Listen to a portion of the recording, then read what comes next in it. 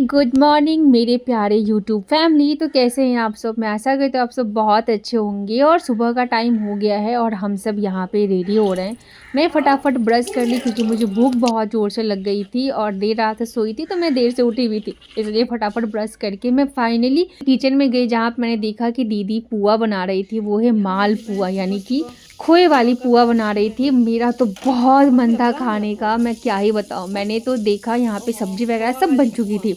मैंने दीदी को बोला तू रेस्ट कर, मैं खुद बनाऊंगी पुआ, और मैं इनमें जुट गई। फिलहाल तो मैं देख रही थी खाना क्या क्या बना था, और दीदी यहाँ पे सोच रही थी कि मैं बनाऊँ या तुम्हें दूँ बनाने के लिए। मैंने फाइनली बोला कि तू टेंशन मत ले, मैं अच्छे से बना लूंगी, और पढ़ाई करेगा बैठ के। चिल कर। यहाँ पे दीदी डोलू को रेडी कर रही थी, क्योंकि सुबह सुबह उसे एक केला खिलाने के बाद रोटी खिलाती है, देन उसको नहलाना, फिर स्कूल के लिए तैयार करना। और आज तो इसका एनुअल फंक्शन था, तो जिसमें डोलू ने पार्टिसिपेट भी किया था, तो उसकी प्रिपरेशन भी दीदी से करा रही थी। और मैं यहाँ पे फटाफट लग गई पुआ बना। यस मुझे आती है बनाने, और आए भी क्यों ना, क्योंकि जब मैं छोटी थी या अभी भी जब मैं होली के समय में घर पे रहती हूँ, तो सुबह सुबह जब भी पुआ बनता है तो मम्मी मुझे उठा के और टेस्ट करवाती है कि टेस्ट करके बताओ कैसा बना है। तो मैं सुबह सुबह 4 या 5 बजे उठ के ही मम्मी के पास बैठी रहती हूँ और टेस्ट कर करके बताती रहती हूँ कि हाँ मम्मा, ये बादाम का पुआ बहुत अच्छा बना है, या खोआ वाला पुआ भी बहुत अच्छा बना है, सूजी का पुआ बनता है, मैदे का पुआ बनता है।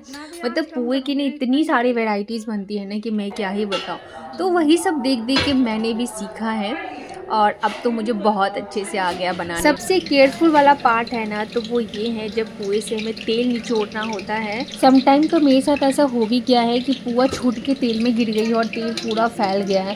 तो मैं जब भी ऐसा कुछ करती हूँ ना, मैं बहुत ज़्यादा केयरफुल रहती हूँ कि मेरे से इस बार तो कुछ मिस्टेक ना हो। और इस बार तो मैंने कोई मिस्टेक नहीं की, और सारे पुआ मैंने बहुत ही अच्छे से बना के रख ली और सबको खिला भी दी। सच कहूँ ना, तो जिस काम में दिल लगता है ना, तो वो काम करने में बड़ा मज़ा आता है। और आज मुझे तो लगता है कि ऐसा कोई काम नहीं जो हम नहीं कर सकते, बशर्ते कि दिल और दिमाग चाहे कि आप कर सकते हो, तो आप डेफिनेटली कर लोगे। वरना कभी कभी तो कुछ लोगों को ये लगता है कि सिर्फ वही काम कर सकते हैं। खासकर मेरे वर्क प्लेस पे ऐसा मैंने बहुत बार नोटिस किया है।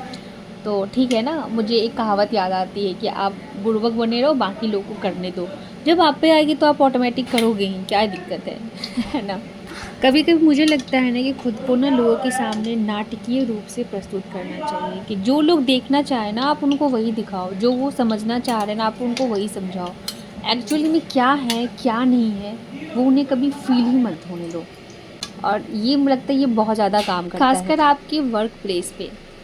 तो आप भी जब भी मन करे कुछ भी बनाने का, खाने का, पीने का, तो सोचना क्या है भाई, अपना हाथ है। एक कहावत है ना, अपना हाथ जय जगन्नाथ। तो भाई अपना हाथ है तो बनाना है और खाना। बनाते बनाते मुझे इतनी भूख लग गई थी कि मैं क्या ही बताऊं, क्योंकि पुआ ना बहुत ही मीडियम फ्लेम पे बनता है ना, तो काफ़ी ज़्यादा टाइम लगा और फाइनली मैंने इतना सारा बना लिया था।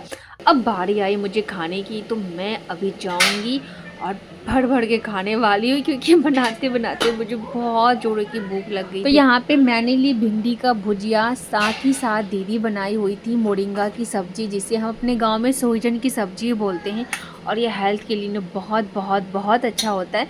तो मुझे लगता है जब भी सीजनली ये सीज़न में जब भी आए ना, तो सबको खाना चाहिए, क्योंकि इसमें भर भर के सोडियम, पोटेशियम और ये बहुत सारे चीज़ पाए जाते हैं, तो खाना तो बनता है। एंड उसके बाद मैंने एक रोटी भी ले ली, क्योंकि मैंने सोचा कि पहले एक रोटी खा लूँगी, उसके बाद मैं बाकी चीज़ें खाना स्टार्ट करूँगी।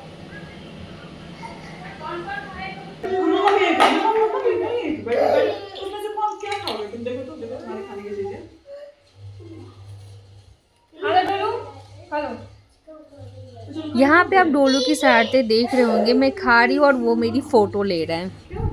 खाना खाने के बाद डोलू ने कहा कि मासी मुझे थोड़ा पढ़ाई करना है, बट क्या करना है उसे ये नहीं मालूम, बट उसे पढ़ाई करना है। और टचवुड जब भी मैं पढ़ाती हूँ ना, बहुत ही कॉन्शियस और बहुत ही सिंसियर होकर पढ़ाई करता है।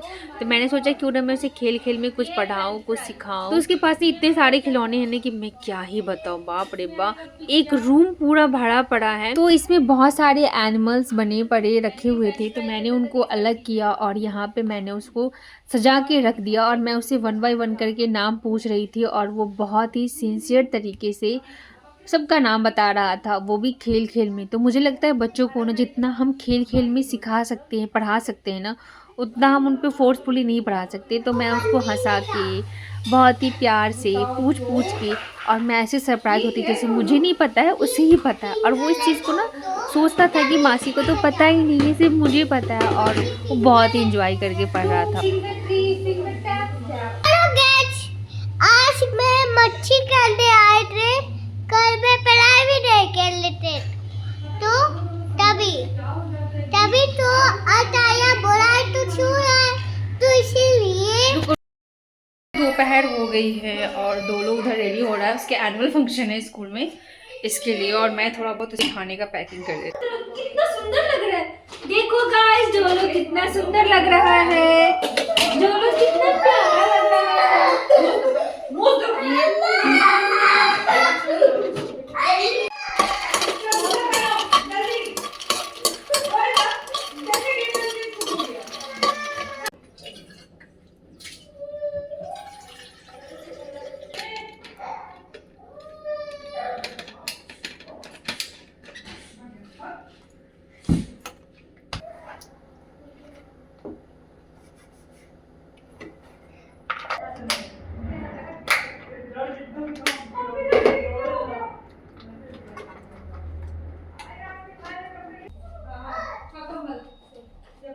अब तो खुश हो ना, हैप्पी ना। इतना रोया है शैतान कि मुझे बैठना पड़ा इसके साथ जाने के लिए स्कूल। देख लो वीडियो, दिखाओ, देखो तो रोया है।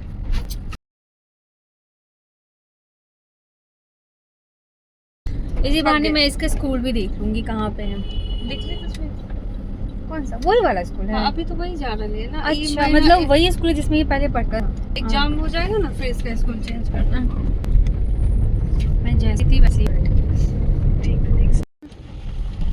डोलू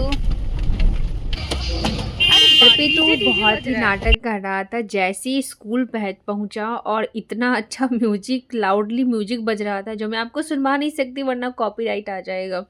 और यहाँ पहुँचते ही इसकी तो रंगत बदल गए भाई साहब, ये हमारे नहीं, ये तो स्कूल के हो गया। वहाँ जाते ही इतना खुशी, और क्यों हमारी तरफ पलट के देखेगा। जैसे ही अंदर गया ना, मैं चिल्ला के बोली भी कि डोलू भाई, एक बार भी पीछे मुड़ के नहीं देखा, सिर्फ बोल दिया हाँ मौसी बाय बाय, और फटाक से वो ऊपर चला गया। दीदी कुछ उसकी क्लास टीचर को कुछ कुछ बता रही थी, और फिर हम ऑटो लेके वापस फिर हम अपने रूम पे पहुँचे, और फिर हम यहाँ पे स्कूल छोड़ के हम आ गए। और आधे पौन घंटे बाद रेडी होके फिर दीदी के साथ। बहुत मोटी लग रही है, मैं उतनी भी मोटी नहीं हूँ जितने डिम्पी मेरा फोटो लेती बस बस बस। अब गेट पे अंदर से इसका पांडा गोतनी खोलेंगे। मोटी के मोटो आगे पहुंच गई है गेट पे, और अंदर से उसकी पांडा को गेट खोल रही है। और तो पतलू टकलू, मैं जिराफ हूँ। वहां जाके खुश, हाँ बहुत खुश। अरे मतलब मम्मा छूट गए। और हम सभी यहाँ पे डोलू के एनुअल फंक्शन के लिए रेडी होके उसके स्कूल पहुँच गए हैं, देखने के लिए उसका डांस परफॉर्मेंस कि वो कैसे डांस करता है। वैसे तो वो बहुत ही शाय नेचर का है, लोगों के सामने उसको बहुत शर्माती है, तो हम देखना चाह रहे थे कि यहाँ पे वो कैसे डांस करता है, कैसे परफॉर्म करता है, या वो मुझे देख के शर्माएगा भी, क्योंकि अक्सर बच्चों के फैमिली मेम्बर पे जो नज़र पड़ती है ना, तो वो इतना हेजिटेशन महसूस करते हैं, फिर वो अच्छे से परफॉर्मेंस दे नहीं पाते। आएगा डोला आएगा, अभी तक नहीं है, अब तो आ जाए। कब से हो रहे मेरे डोलू अभी तक दिखे नहीं। आई होप सो अब दिख जाए। यहाँ पे मैं ये बोल रही हूँ कि भाई साहब हमारे बच्चे अभी तक आए नहीं, 4-5 परफॉर्मेंस हो गए, बट कोई बात नहीं, ये पैकेट मिला है। और मैं दोनों से पूछ रही थी कि बताइए आपको पैकेट मिला तो कैसा फील हो रहा है, तो दोनों यानी कि दी और नल्ली दी दोनों ये बता रही थी बहुत अच्छा है, कम से कम हम खा तो रहे हैं, वरना बैठे बैठे तो हम तब से बोर ही हो रहे थे। चलो भाई कुछ तो हो रहा है। और फाइनली मेरी डोलू बेटा का परफॉर्मेंस स्टार्ट हुआ, जिसके लिए मेरी आंखें तरस गई थी। जो दिखा, बड़ा मज़ा आया देख के कि उसने बिना हेजिटेशन अपना डांस कंप्लीट किया। डांस परफॉर्मेंस ख़त्म होने के बाद हमने डोलू को रिसीव किया, और फिर इस तरह डोलू का परफॉर्मेंस और हमारा आज का दिन बहुत ही अच्छा रहा, और हम डोलू को लेके कैब किए और घर के लिए निकल गए। बहुत मज़ा आया, तो आप सबने भी बहुत एंजॉय किया होगा। मिलते नेक्स्ट वीडियो में, बाय बाय।